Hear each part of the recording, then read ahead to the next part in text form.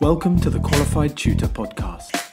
I'm your host, Ludo Miller, and I'll be interviewing tutors and thought leaders from across the tutoring landscape to inspire, inform, and motivate you to become the best tutor you can be. The Qualified Tutor community is a safe and supportive space for tutors who love to learn and grow. We offer training, resources, ideas, and a chance to connect with like-minded tutors.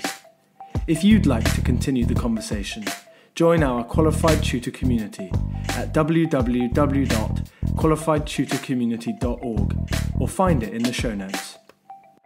Welcome to the next episode of the Qualified Tutor podcast. We are incredibly excited today to welcome Ian Gilbert, founder of Independent Thunking, a platform that serves the most innovative and creative minds in education.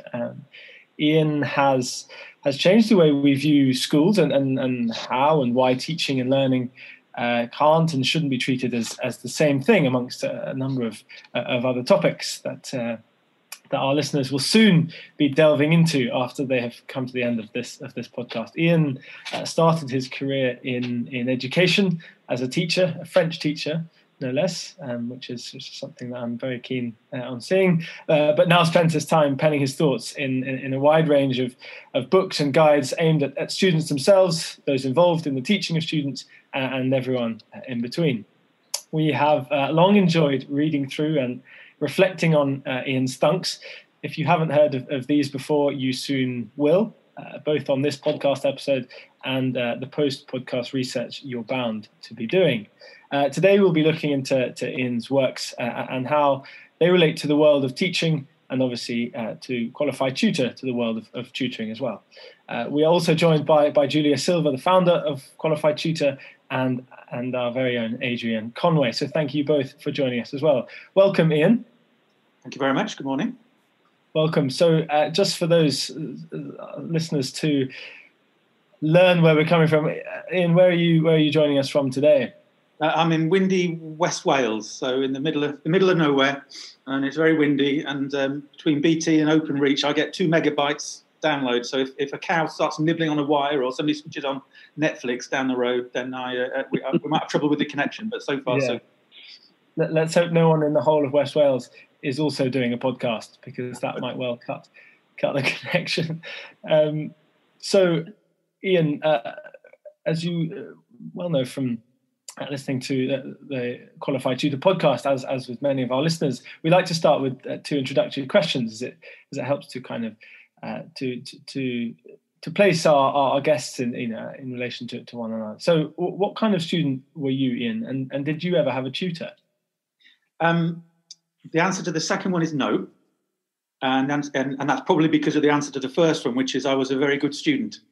I just got on with stuff. It was sort of growing up in the 1970s in Middle England, in Leicestershire, middle school, and it wasn't a grammar school, but it used to be. I thought it still was.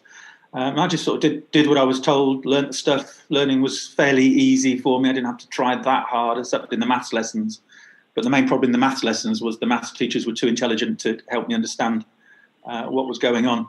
I've always thought that I did well with French. I always thought as a French teacher I would be better teaching bottom set. I would be better teaching bottom set maths than bottom set French, because I know what it's like to struggle in a maths lesson, but I don't know what it's like to struggle in a French lesson. So in terms of empathy and understanding, which we'll perhaps come back to later, because I think they're key elements that tutors need to demonstrate in the current situation. I'd have more of it in a bottom set maths lesson. But so I did well at school. And then went to university, and I was the first person in my family to go to university. I never really thought about it, but I had a teacher at school who just could see potential in me, I suppose, and just said, well, you'll go to university. And he was ex-Durham uni, so he sort of wrote the letters that you do. This is social capital, isn't it? So he wrote the letters, and I went and applied to go into Durham University, having really no idea what was going on, and managed to get in. And it was only, I did a French degree, it was only after leaving university. I did a business diploma at the business school in Durham.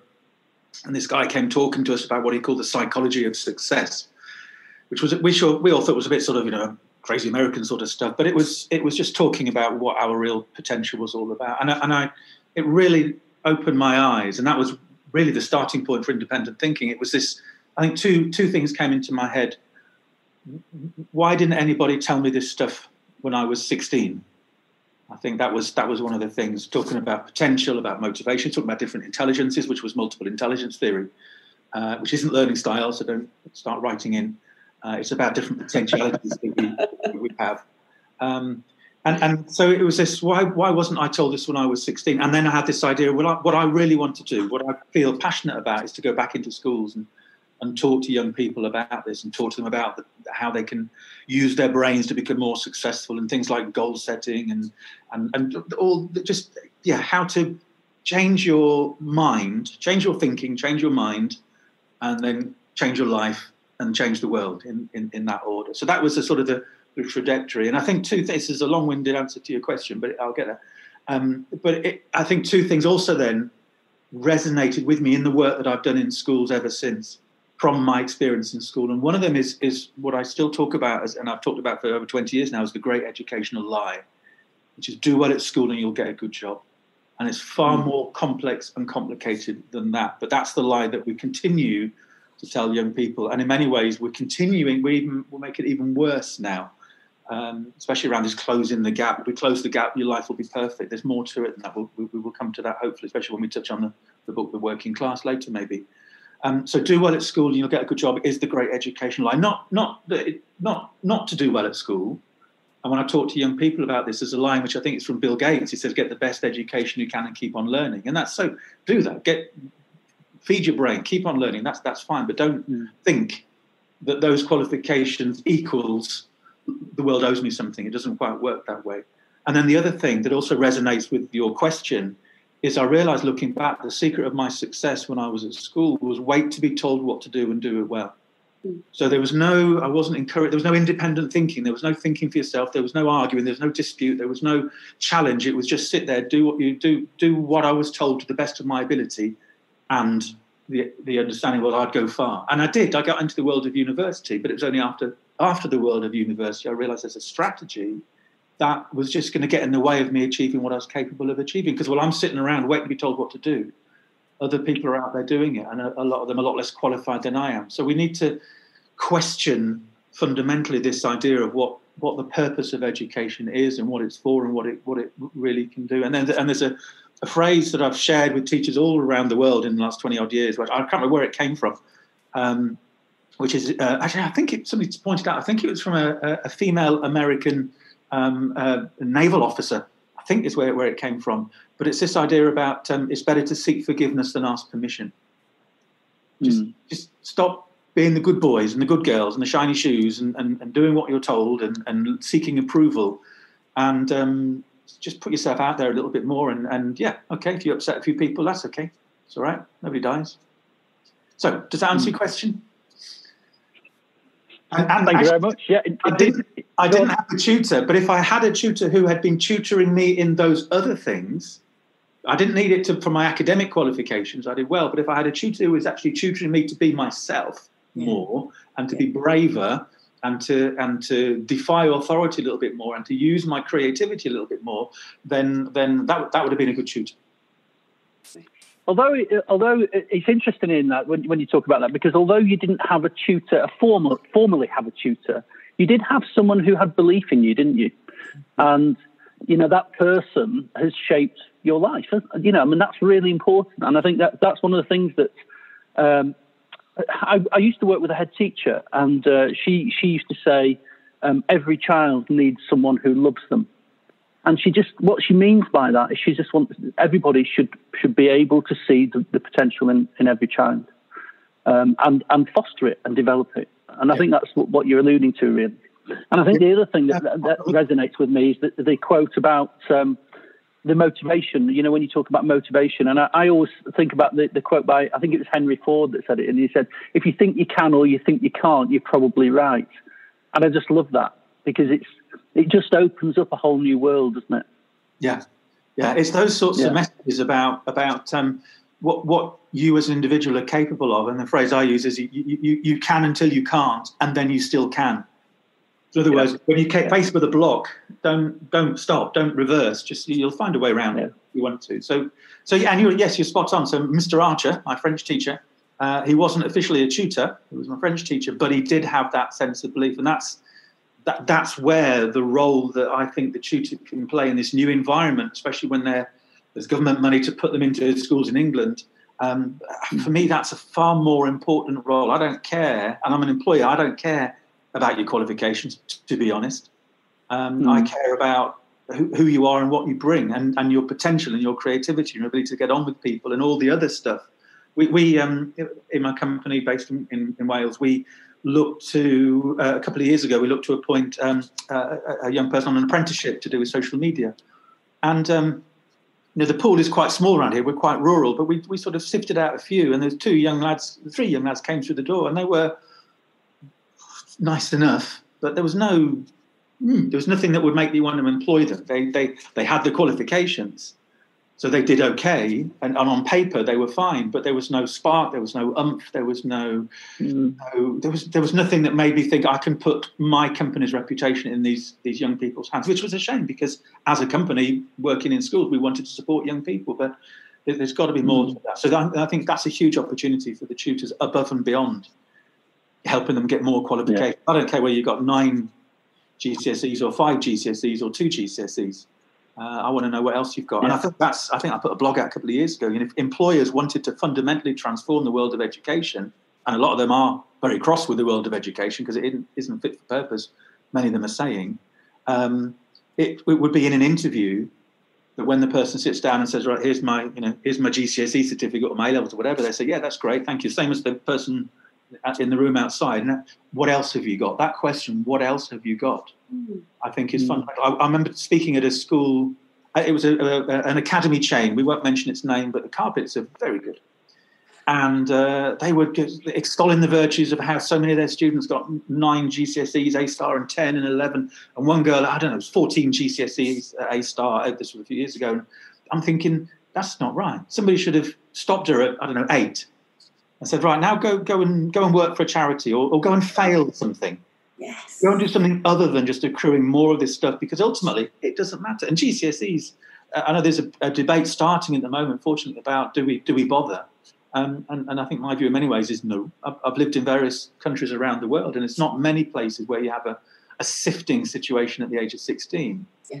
And sifting is ultimately what it's about. It's saying we're going to, traditionally it's about who are the people we're going to get rid of so only the academic elite can get to university. So to think that the exam system is a process by which we bring out the potential and help everybody make their way on the world, we're telling ourselves another lie, because it's not. It's a process by which we can eliminate certain people from the academic production belt. Yeah, it's almost a form of social control in many ways, isn't it?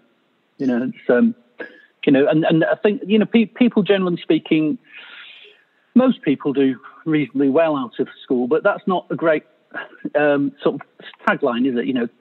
Do reasonably well. It's one of those things that really, I did okay at school, but there were many people who didn't, and there were many people who did a lot better. Ian, I'm quite new to Thunking. I'm actually, some people would say, quite new to thinking. But can you tell us the difference between thinking and thunking? Yeah. Thinking often is the process by which we seek as quickly as possible to stop thinking. So if I'm asking a question and it's a closed question in a classroom for which I want the particular answer, and quite often in schools, we can, maybe with tutors as well, we play the game of guess what's in the teacher's head. I ask a question knowing what the answer is, and I want to see if you're as clever as I am. And that involves a lot of thinking. So you can think hard in maths or French or whatever. Thunking, there aren't any answers, which is a hugely enjoyably frustrating process by which you never get to the end and always have to continue thinking. And what I've noticed by my work around Thunking is that children and adults will regularly be saying quite quickly, my brain hurts. They're not necessarily complaining, but they are noticing the fact that actually just when I think I've got an answer, something else happens and then my brain goes in a different direction. And and yeah, my brain hurts. And I don't hear children, and I never heard children saying, whether it was in my French lessons or in other lessons that I've sat in around the world over the years, I've never quite heard a child saying my brain hurts, even though they might be working hard and thinking hard and working to get the answer. So it comes at things in a different sort of way. An example of a thunk, the one I use with teachers all over the place is, is a broken down car parked, would be an example of a thunk. Or there's one that vexes me at the moment is a pregnant woman two people? Should you refer to the lady as her or they? Very good. Should you bully a bully? So you can cover. Does a dog mind what you stroke it with? There are so many. Is there a safe way to die? There are so many different angles of different ways of looking at the world, interrogating the world that you can come to from the starting point of a thunk. Which people say, oh, you've got to use open questions. It's a closed question. The answer is yes, or no, or both, or neither, or something else. So what happens there as well is that we start introducing the idea of complexity into children's minds. And if there's one thing that we need to get across to young people, it's this idea of complexity, that the answer isn't always in the back of the book, because sometimes there aren't answers in the back of the book and there's no book. And if the COVID situation has taught us anything, it's that we need to help children be able to navigate, and that's a word I borrowed from our associate from Independent Thinking, Jazz Amplifier, if you've heard her speak. She talked about the chaos navigators. We need to be able to help children navigate a world of uncertainty, of complexity, of what's called wicked problems. A wicked problem is climate change is a wicked problem. Brexit is a wicked problem. What to do with COVID is a wicked problem, because you do this and then something happens over there that makes it worse for those people. So there's no settlement, there's no gestalt, there's no, okay, well, that's it, we sorted that, we got the answer right. So for me, the thunks are a quick and easy way in to help children deal with the frustrations of, well, what is the answer? And what I find, again, in my experience, is that it's the more academically able children who are the ones who struggle most with the idea of, if you go into a shop and read a paper without paying for it and walk out, is it stealing? They're the ones who just like, and afterwards they'll be the ones hanging around at my desk saying, "So what is the answer then?" As if I was if it's just a trick. I remember having this conversation with a girl once about, I think, is there more future or past? I think was one of the thunks.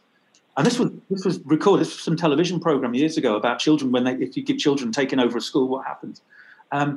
And she was a very academically able, bright girl, and she was saying, "Is there more future or past?" She said, "I don't know."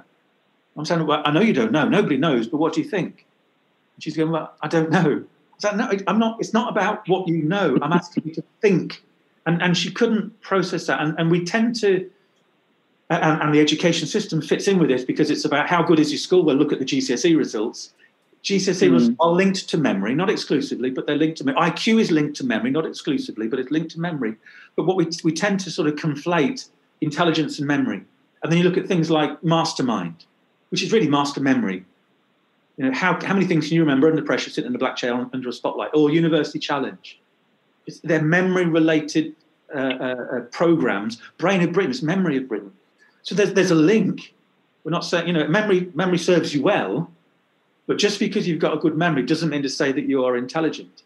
There are other ways of looking at these sorts of things. So asking the child what they think, rather than exclusively what they know, as in what can you remember, there's a place for both. But I think the thinking bit has been left behind a little bit, and this is where the thunks fit in. And thunks, by the way, they come out of my work in philosophy for children. So for your listeners who may not have heard of P4C, do your research, check out P4C. There's an organisation in the UK called Sapere, who do a lot of training in P4C strategies. It grew out of the work of an American philosophy professor called Matthew Lippman in the sort of the early 80s, I think it was, who was able to, he was frustrated that his undergraduates could tell him what Socrates thought or Descartes thought, but couldn't think for themselves. And he felt we needed an education system that got children to be able to think philosophically and deeply and richly about a wide variety of topics. So that's where the thunks came from. I was involved in projects.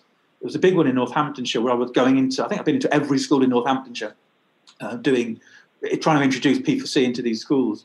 And I would quite often have an hour with a group of year 9s, or 30 minutes with a group of year 3s or reception children. And I had the choice of either staying up all night, planning, preparing, photocopying, or not, and not suited. So what the lazy teaching idea, we can perhaps come back to that as well, because that's something else. So what grew out of that professional laziness was that I would sort of just drive to the school thinking of questions that could stimulate the thinking. And I can't remember where I first started doing them or where the name Thunks came from, how that all happened. I can't remember. But that's where they originated. It was how to immediately stimulate thinking, discussion and debate in a philosophical way without having to stay up all night planning. Mm. Do you think that the Thunking, I mean, it sounds to me like it's a much deeper level than thinking. You know, you as you say, you know, thinking quite often can be about recounting knowledge and information and, you know, those sorts of things. But Thunking it's the sort of thing that I can imagine that throughout your life, as your life changes, your Thunks change. You know, your views on things will change. You know, and I wonder if Thunking is how nicely and easily it would slot into the school system. Let's take the current school system, but how easily it would fit into the current school system, and whether it could ever have a place in terms of assessment, examinations. I mean, you know, that's what you're saying is that the school system really is geared towards examinations, and I think you're absolutely right. I can see that the way that some school systems are designed is they start with, you know, how they're going to assess and they work backwards. Because obviously, you know, trying to assess a thunk would be very, very difficult, wouldn't it? It would be. The whole question about assessment, which has been brought into stark relief and how unfit for purpose it is this summer, as the governments around the world try to retrofit everybody into the system so that we don't break the system. But the system was broken anyway in many ways around education, around exams. Because we aren't assessing the things that many people are saying actually now are the important things, especially in the world of technology. I mean, Professor Sugata Mitra talks about moving away from the 3 R's, the reading, writing, arithmetic, towards the 3 C's of computation, communication, and comprehension. So we've got technology able to do so much more of what we used to have to do with our brains. So let's use our brain for the things technology can't do. And this does bring us into your emotional intelligence, or your ability to work as a team and be part of a team, your ability to think creatively, your ability to think deeply. So we have to ask some fundamental questions of the tail that wags the dog, the tail being the education system. Yeah. And we don't have vision in our politicians, because they're short term. They just want the exam results make everything look good. And where is our role in PISA? But even, you know, the OECD, PISA have put forward things around creativity and team building, which the English government have rejected. They're just focusing on the reading and the writing and the maths and everything. They're rejecting these other things. They don't see them as valid. And there are reasons behind that. The way that people in the DFE are thinking. One particular person in the DFE who was identified by the OECD as getting in the way, shall we say, of any progress in English education. We'll leave it there. Email me if you want his name. So we have to ask some questions of an assessment system that isn't assessing what we think is important, but is assessing what's easy. Mm. What's interesting with the Thunks is I know that there are schools in the independent sector who are using them as part of their sort of interview process as they move from a prep school into the main school. The Thunks resonate very much with, and I didn't know about these questions until afterwards, so it's not like I nicked the idea, but Oxford and Cambridge will ask questions of that sort of nature in the interview process because they want to see the extent to which, does a dog mind what you stroke it with? That was a good Thunk. You can try that one later. Not a hacksaw blade, as one year said to me a while back in Rotterdam. They wanted to see the independent sector. They wanted to see to the extent to which these children could think for themselves. And Oxford and Cambridge are asking a similar sort of thing in terms of their open-ended questions. So we could do if we wanted to, but it does mean we have to ask some fundamental questions of the nature of the assessment system. Bearing in mind that as we move towards the automation of the teaching process from robot teachers delivering scripts, we've already got scripts in the classroom, robot teachers do exist. I can only see that becoming more of a thing, and that isn't necessarily a bad thing. We can perhaps touch on that later. But what you've also got is the AI, the artificial intelligence process by which essays and things are marked. So we've got quite a few universities around the world who are marking the students' work using AI. Now, again, that implies that you program the AI to know what to look for, and you are programmed the student to deliver what the what the robot is looking for. What AI would make of the answer to the question, can you wash a hole? I don't know. But that doesn't mean to say we don't stop asking these questions. What many teachers do is, I've got my tin of thunks here. I need to find some other examples to share with you. I always forget them. So, can I buy a pound from you for a pound? There we go. I tell you which one I like. If you don't enter the dishwasher, is it a cupboard? Yeah. If you don't enter the dishwasher, is it a cupboard? If all the factory workers if all the iPhone factory workers live in the factory, are iPhones homemade? Yeah.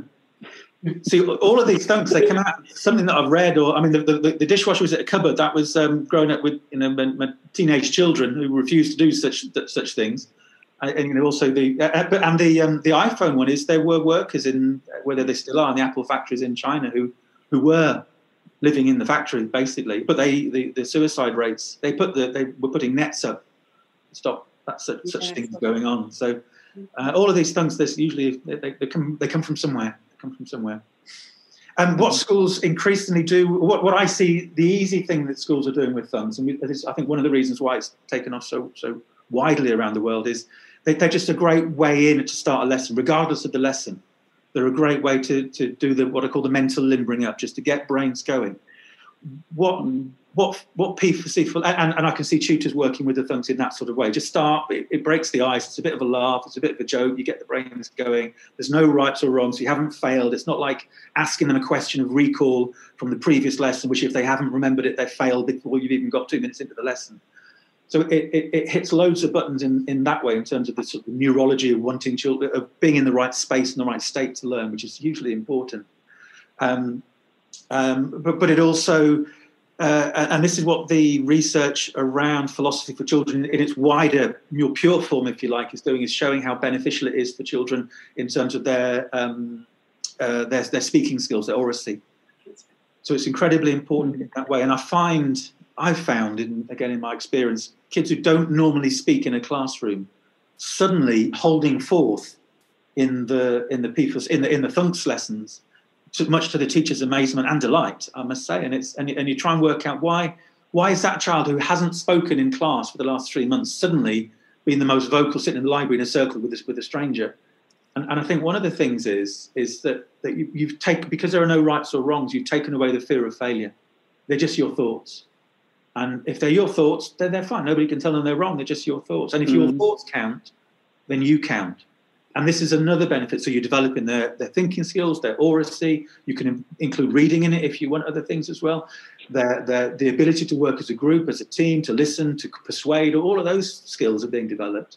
But what you're also hitting, and this is what I've noticed over the years, is the self-esteem button.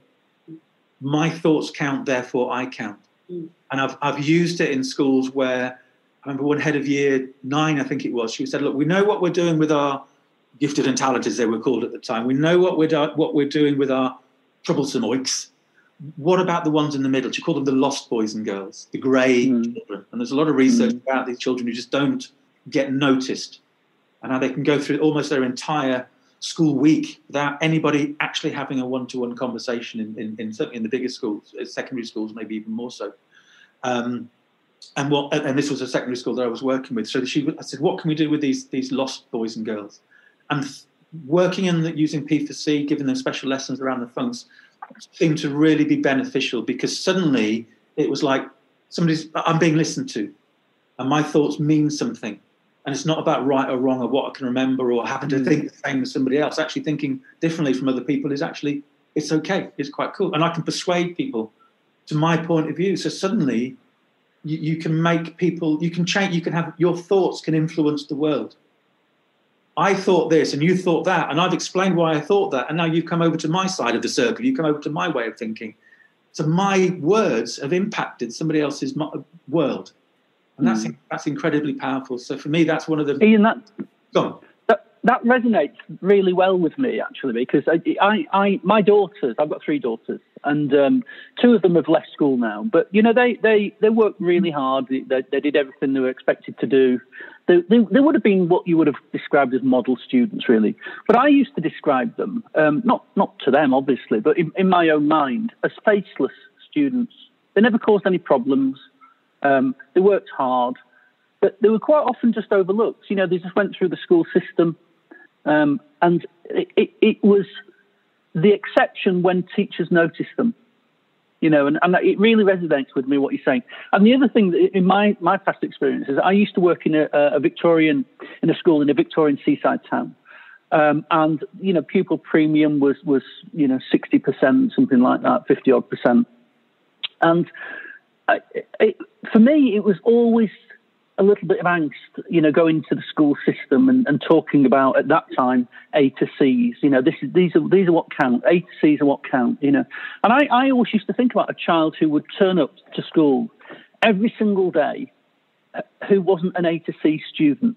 You know, and it sort of really grated on me, actually. And I just wish that I'd known about Thunking then, because actually, if we'd given them those opportunities to thunk, and, you know, actually went out into the big wide world thunking, they would have fared a lot better than they probably are doing now. You know, so it really resonates with me. It's quite amazing.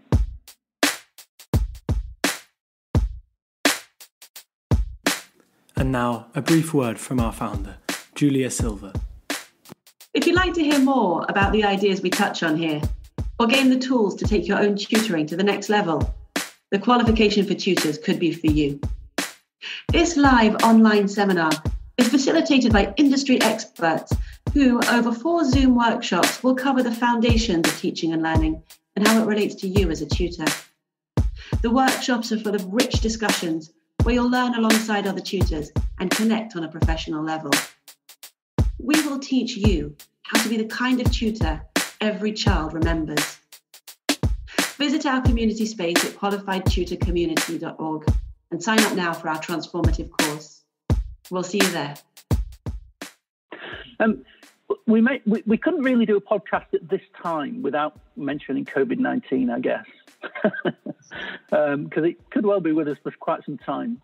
But what do you think the skills should be that children will need in a post-COVID world? Because I think it's going to look and feel very different.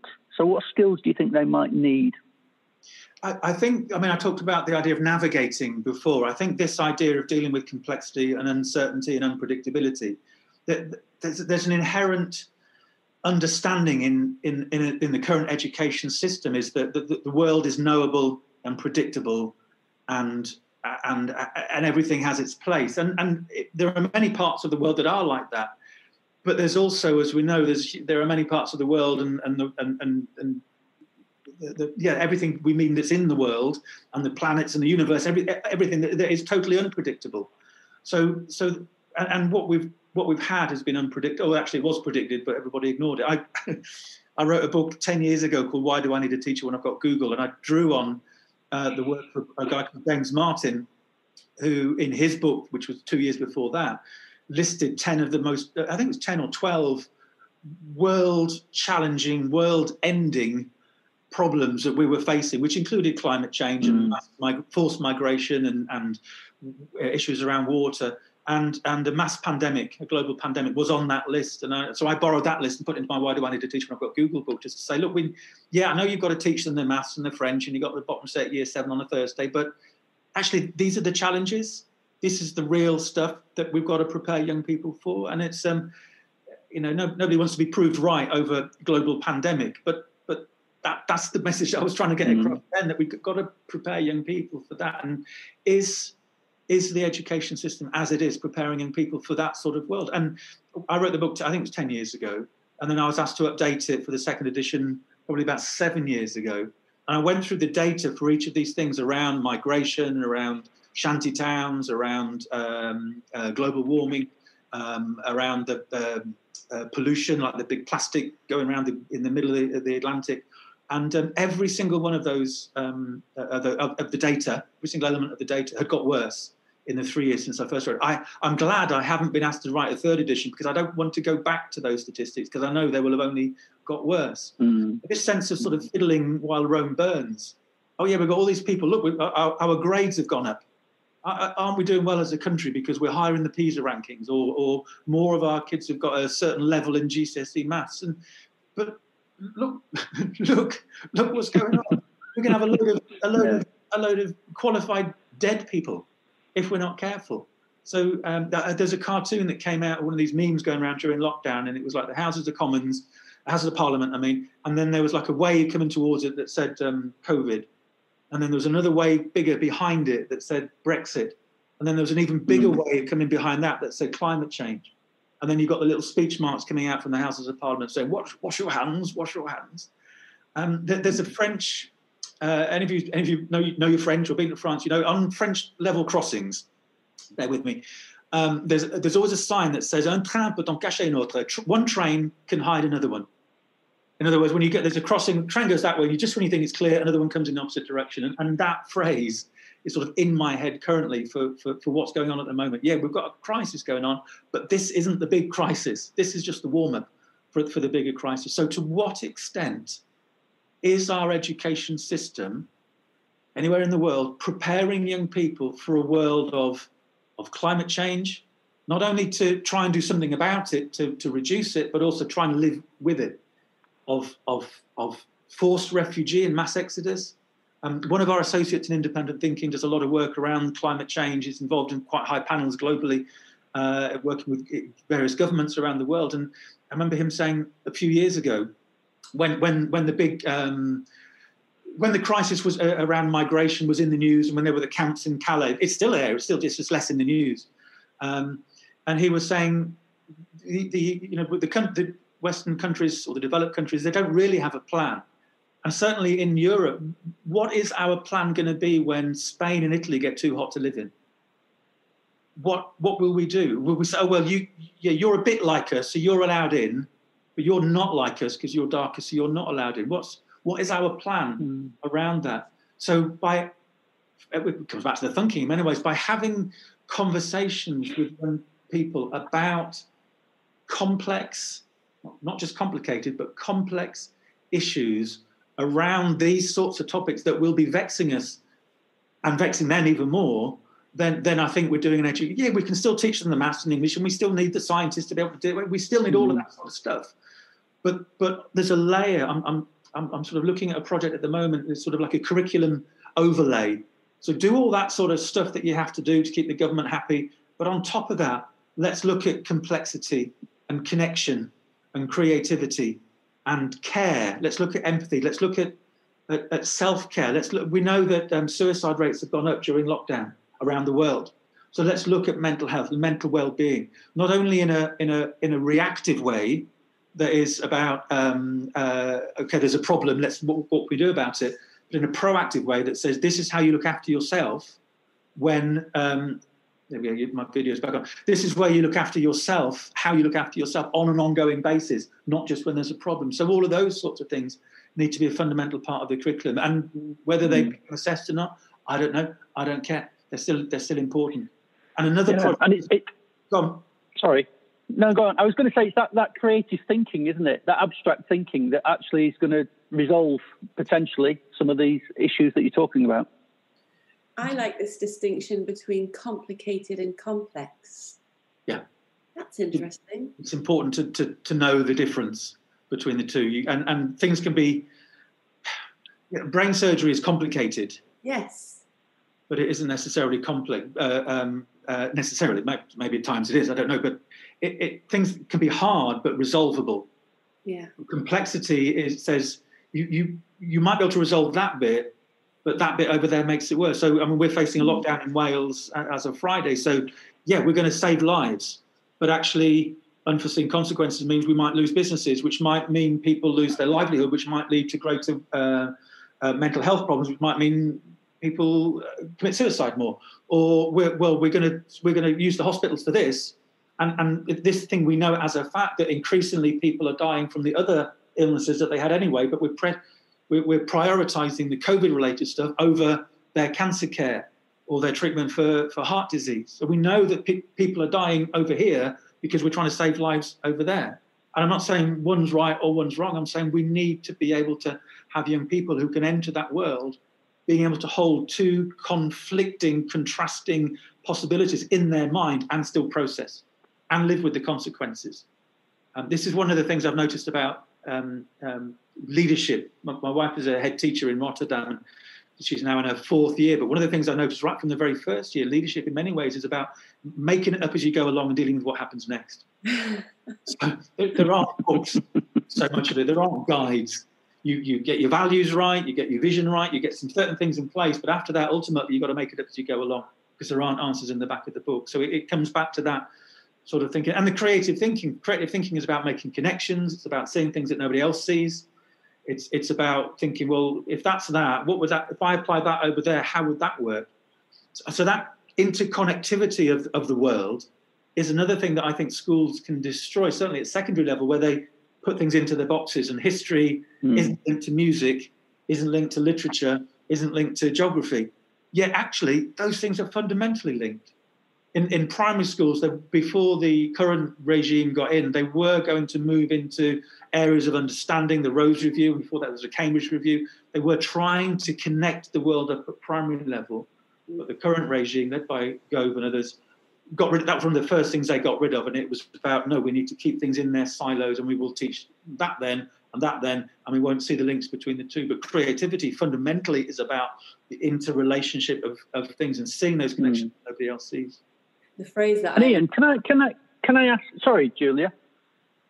It's a nice phrase, and I'll just share it with you, and I'll hand back to you, Adrian. The phrase is to get comfortable with being uncomfortable.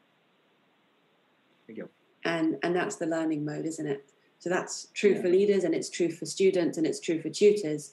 That if we're creating and if we're learning, then we're constantly stepping forward, and we can create safe spaces to do that. But it is fundamentally uncomfortable. Yeah. And it's okay. It's okay to be uncomfortable. Like I said, you're right. You're right. Yeah. But people aren't used to it, are they? That's one of the things, is that, we don't put them, people in that position where they feel uncomfortable. And I think we see it as a sensitivity towards their situation. But actually, in many ways, maybe we're not doing them any favours. Sometimes it's important that you go into that uncomfortable zone, isn't it? That challenging zone. Yeah. Because that's where creativity happens, really, isn't it? The thing I find when I'm working one-to-one with a child is you have to wait longer to let them get there. And we're so quick to step in and help them. But if you wait longer and you watch them struggle, they'll have a chance to get there. And we just step in too quickly. There's a thing called learned helplessness.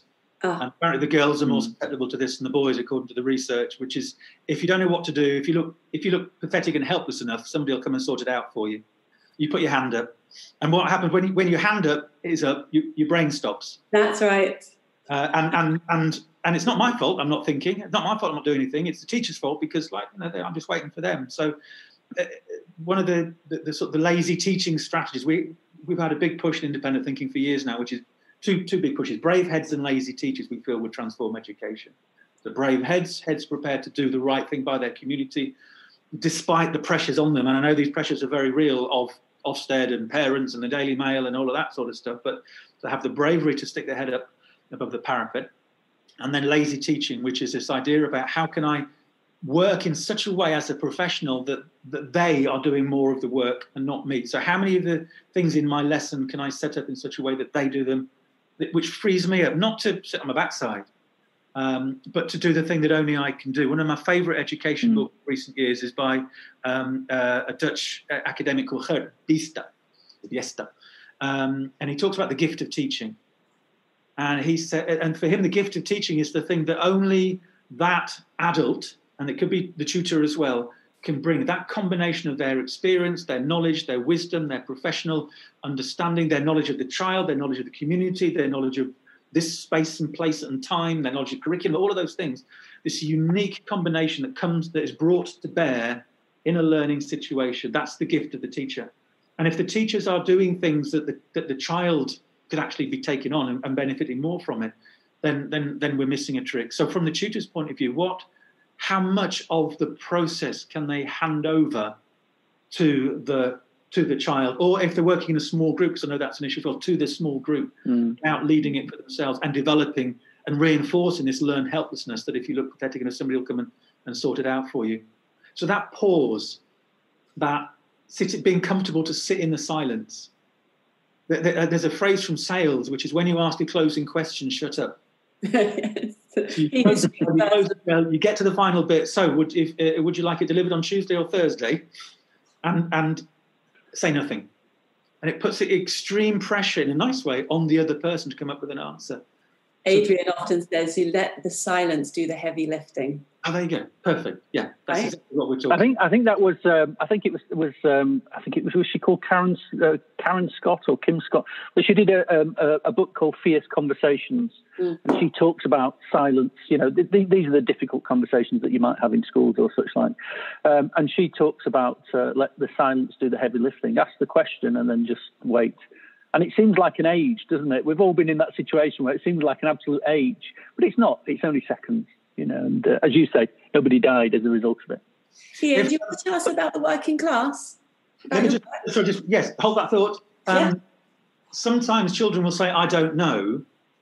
If you ask them something, I don't know. And it's just their way of saying, basically, I don't want to think about it, get out of my head. And then sometimes we can try and force our way back through that. But one strategy I used to use is, well, what if you did know?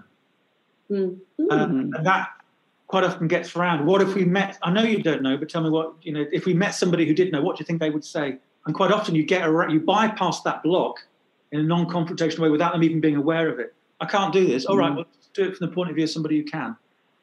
It's an NLP reframing technique, but it's amazing how powerful it is. I know you don't know, but tell me, if you met somebody who did know, what would they think the answer is?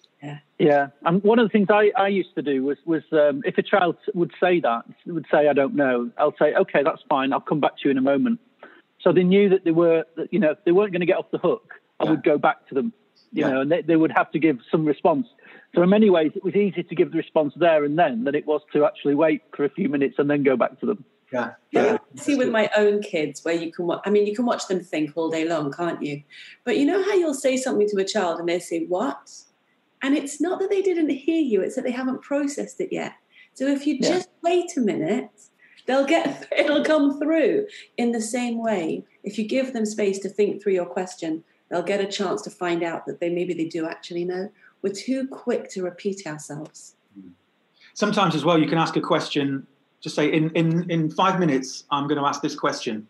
You've got a watch, haven't you? Or you've got a timer. Just remind me to ask that question in 5 minutes. So you're seeding it in advance. So they've got a little bit of time to sort of work it through, because we tend to just question, answer. And we need some thinking time. Thinking time is important.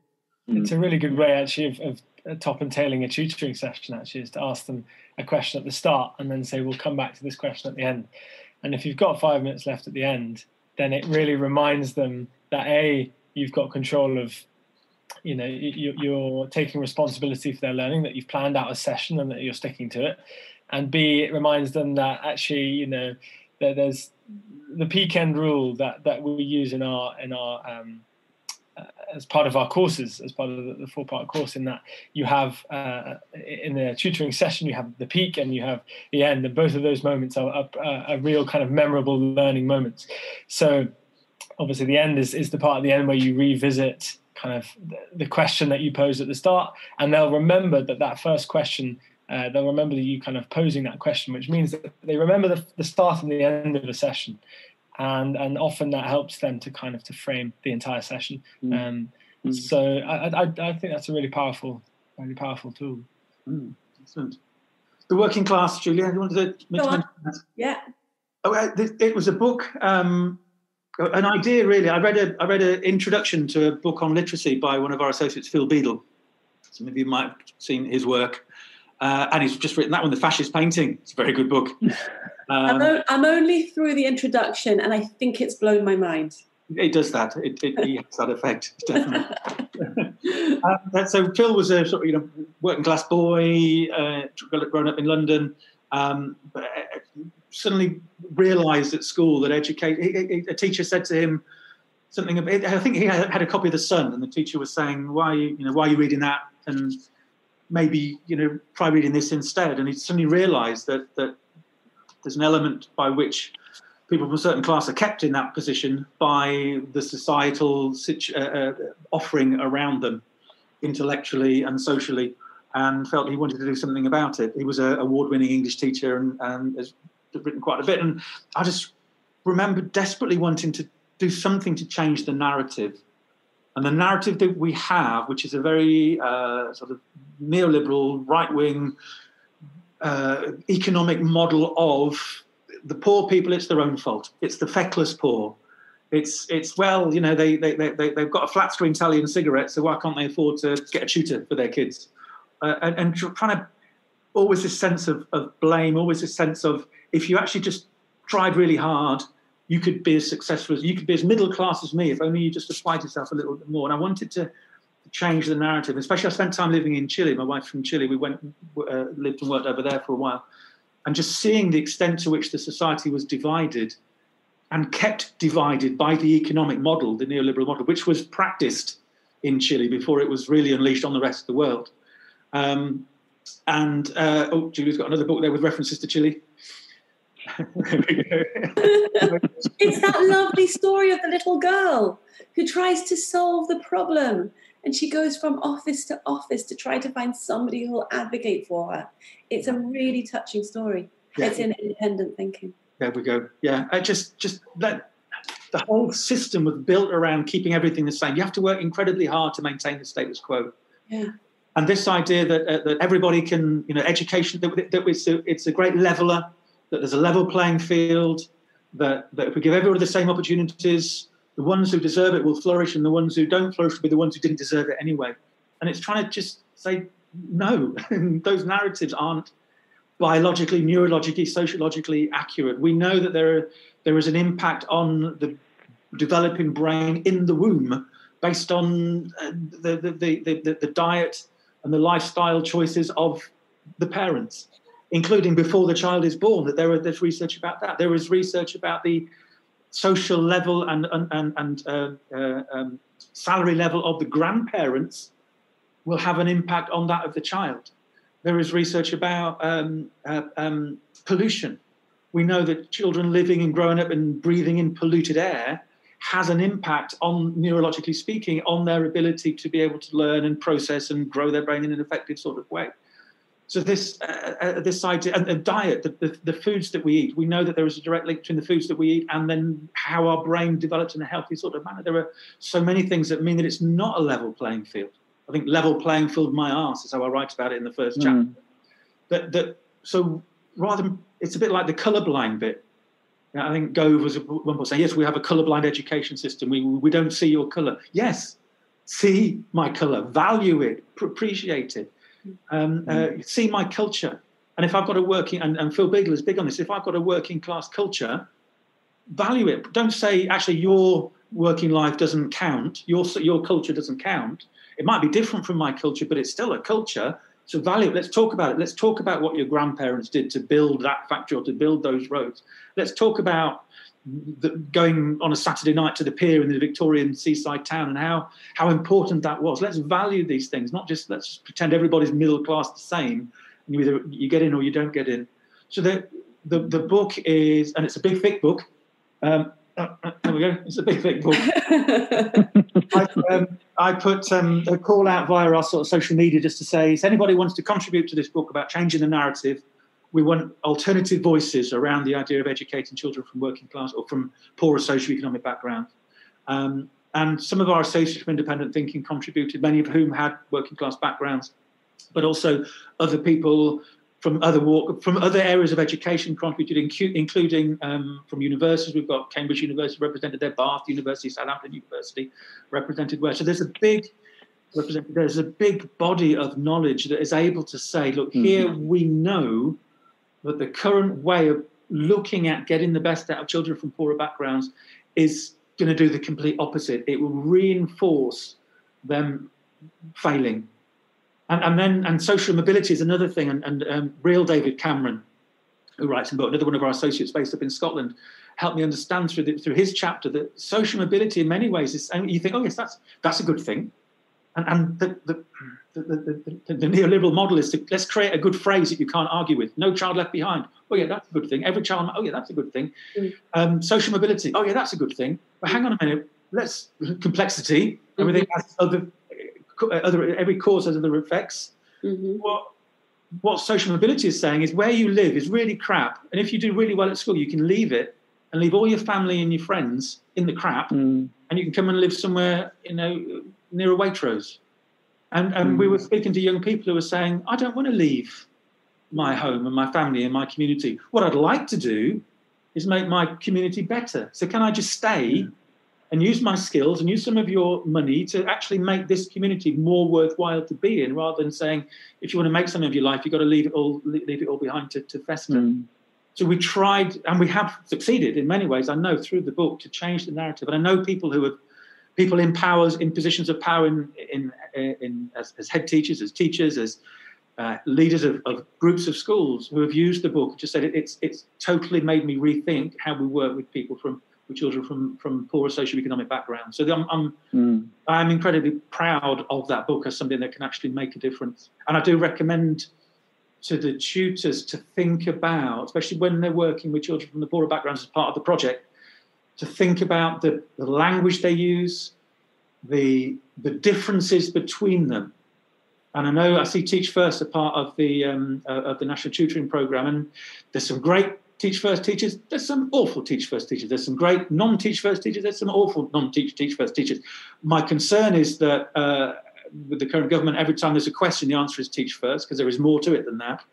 But there is also research about this idea that the person who is sort of parachuted in can, if they're not careful, reinforce this sense of otherness.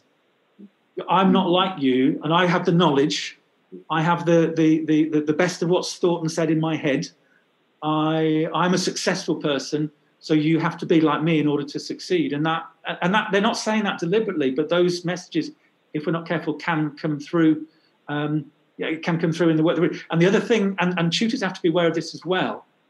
I was speaking to, or I heard a talk by a head of quite an important teacher training institution in the Midlands. And she was saying that some of her primary schools working in a city are saying, we don't want your Teach First teachers anymore because they don't stay. And even though they might be good, they do more damage by being good and then leaving than if we hadn't had them in the first place. So we're back to complexity, that we think we're doing good, but actually we can be doing, if we have a bigger picture, we actually realise the damage we're doing. So my concern would be, bearing in mind that perhaps children from the poorer socioeconomic background, not exclusively, but perhaps may have more chaos navigators, remember the phrase from Jazz Amplifier, may have not had the attachments that they have needed from childhood. Suddenly they find the adult who is doing all the right things, believing in them, connecting with them, having high expectations for them, pushing them, expecting more from them, building that relationship, and then goes because the money's run out. And maybe that what happens immediately after the tutor is gone is more damaging than if the tutor hadn't been there in the first place. So that sense of continuity and longevity and trust and belonging and ongoing relationships, I think, is something that we need to be thinking about as part of the process of understanding how to get the best out of tutors. I think we've suffered with that for years, to be perfectly honest, and change of governments and change of ministers and all those sorts of things who want to make their mark, and schools find it very, very difficult to plan long term, certainly any longer than two or 3 years, really, in reality. That makes it, the continuity, as you say there, very, very difficult indeed. I want to start, it's in my head just from the last couple of days, I want to start a 2052 project or a 2052 club, which is everybody who's involved in education to think about what they want society to be like in 2052 and then work backwards from that. I just think that would be, that's sort of, it only came into my head. Well, actually, it came into my head I wanted to call it the 2050 project, and I switched on my iPhone to make a note of it, and the time was 2052. So, all right, we'll give ourselves another couple of years. The 2052 project, where you commit that every action you take will be to create a society in whatever it is, 32 years' time, that will be the one that we want to have, that will be better than now. That's how we're going to close this podcast. Ian, how do you want education to look in 2052, and what are you doing to help us get there? What am I doing to help you get there? I'm having these sorts of conversations, writing these sorts of books, giving a platform to amazing people who have a vision for education, which is beyond, it's just about the qualifications and the knowing stuff. There's a place for that, but there's more to it than that. I want a humane society. I want a caring society. I want a happy and healthy society. I want one that is addressing climate change. I want one that is understanding that we are as human beings, we are part of a web, an interconnected web. We're not a pyramid with humans at the top. We are part of something bigger, and that is okay to be part of something bigger, and that we support each other in playing a part in that bigger web. That's so beautiful. So we've started talking in our courses with about 3 house rules: be curious, be generous, and be reflective. And I think that this podcast has been all of those things. You've opened our minds to a broad way of thinking where there's no one right answer. And I love the idea that a tutor could start a session with a thunk where there's no one right answer. And so it's a level playing field, and you're as much of an expert in this as I am. And I want to hear your voice. And you touched on learned helplessness. And we want to make independent learners. We want our tutors to feel like independent learners, and we want them to raise independent learners. So we want them to put their students back in the classroom with confidence to go ahead, feel able to be uncomfortable in that role of creativity. And we have this vision that that learning can be longer and broader and more open-ended. And so we thank you so much for bringing your voice to that vision. I look forward very, very much to writing this book alongside you on tutoring and its place in mainstream schooling and how it can improve and refine the way that we educate our children, because you started off with the lie of schools. So let's see it. Let's see it together and refocus. Thank you so much to Ludo. Actually, Ludo, do you want to finish us off? Yeah, just like to say that was sitting there and really learning a great deal, Ian. I would hope for this not to be the one and only podcast that we record with you, because I know that there's about another 3 podcasts just in the conversation we were having today. We must respect our listeners' daily lives, schedules, and the ability of them to listen to Qualified Tutor and you, Ian, for more than an hour. But the Wi-Fi held out. Thank you, West Wales. Thank you, Julia. Thank you, Adrian. And we will see you all again next time. Thank you very much. Ian, thank you for your time. Take care. Bye-bye. Thanks, Ian. Bye-bye.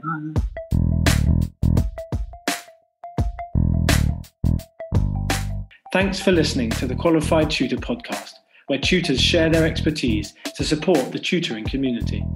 If you'd like to continue the conversation, join our Qualified Tutor community at www.qualifiedtutorcommunity.org or find it in the show notes below. We exist to connect, share, and learn with you, because tutoring is a small job that makes a big difference.